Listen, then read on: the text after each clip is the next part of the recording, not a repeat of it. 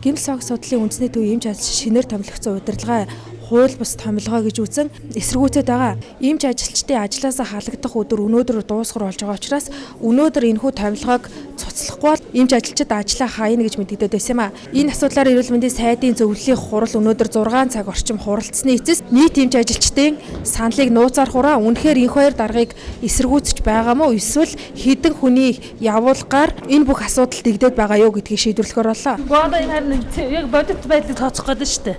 Тэгээ энэ хүмүүсийн хичнээн нь одоо дэмжиж чинь хичнээн дэмжихгүй шинэ удирдлага тий.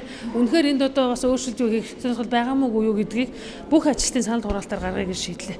Яг одоо гэмтэл сог судлалын үндэсний төв эмч ажилчид хурлын зааландаа цуглан нууцаар санал өгөхөд бэлэн болоод байна. Та нараас бол инквайртэй цуг ажиллахыг дэмжиж байна уугүй юу? Дэмжихгүй гэдэг бол дэмжихгүйгээ тэр сандаа хайсаа би инквайрыг дэмжихгүй байна гэж бичээд өгнө. Дэмжиж хамтарч ажиллана гэх юм бол хамтарч ажиллаж байгаа гэдгээ бичээд өгнө.